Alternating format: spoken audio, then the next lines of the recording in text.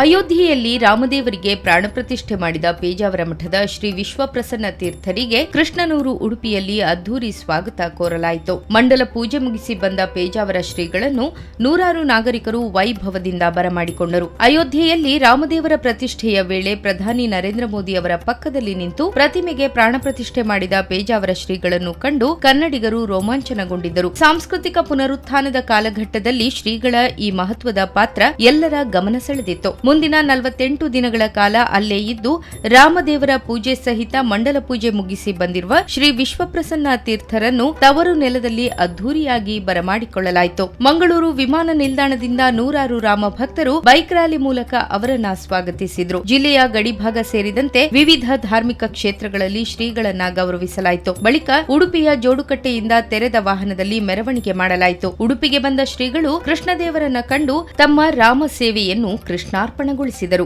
ರಥಬೀದಿಯ ಚಂದ್ರೇಶ್ವರ, ಅನಂತೇಶ್ವರ ದೇವರಿಗೆ ಪೂಜೆ ಸಲ್ಲಿಸಿದರು. ಇದು ತನ್ನ ಗುರುಗಳಾದ ಶ್ರೀ ವಿಶ್ವೇಶ ತೀರ್ಥರು ಹಾಗೂ ನಾಡಿನ ಸಂತರು ಕೊಟ್ಟ ಸೌಭಾಗ್ಯ. ಉಡುಪಿಯ ಆಂಜನೇಯನ ಸ್ಫೂರ್ತಿಯಿಂದ ಅಯೋಧ್ಯೆಯಲ್ಲಿ ರಾಮದೇವರ ಪ್ರತಿಷ್ಠೆಯಾಗಿದೆ. ಮಥುರಾ ಕ್ಷೇತ್ರದ ವಿಮುಕ್ತಿಯ ಕನಸು ಕೂಡ ಆದಷ್ಟು ಬೇಗ ನನಸಾಗಲಿ ಎಂದು ಆಶಿಸಿದರು.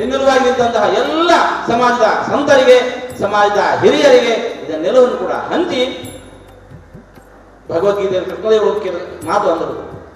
ಯತ್ ಕರೋಷಿ ಯದಷ್ಟಾಸಿ ಯಜ್ಜುಹೋಷಿ ತದಾಸಿ ಯತ್ ಯತ್ ತಪಸ್ಸಿ ಕೌಂತೆಯ ತತ್ಪುರುಷ ಮದರ್ಪಣಂ. ನೀನು ಏನು ಒಳ್ಳೆ ಕೆಲಸ ಮಾಡ್ತಿ ಅದನ್ನಂತೆ ಸಮರ್ಪಣೆ ಮಾಡ. ಇವತ್ತು ಏನು ನಾವು ಎಲ್ಲರ ಪರವಾಗಿ ಈ ಕೆಲಸವನ್ನು ಮಾಡಿ ಬಂದಿದ್ದೇವೆ, ಅದನ್ನು ಕೃಷ್ಣದೇವರಿಗೆ ಸಮರ್ಪಣೆ ಮಾಡೋದಕ್ಕೋಸ್ಕರ ಇಲ್ಲಿ ನಾವು ಬಂದಿದ್ದೇವೆ. ಅದನ್ನು ನಾವು ಶ್ರೀಮದ್ ಆಚಾರ್ಯ ನಮ್ಮ ಗುರುಗಳು ನಮಗೆ ಆದೇಶಿಸಿರುವಂತಹದ್ದು ಮಾಡಿದ ಕೆಲಸವನ್ನು ಕೃಷ್ಣನಿಗೆ ಯಾಕೆ ಸಮರ್ಪಣೆ ಮಾಡಬೇಕು.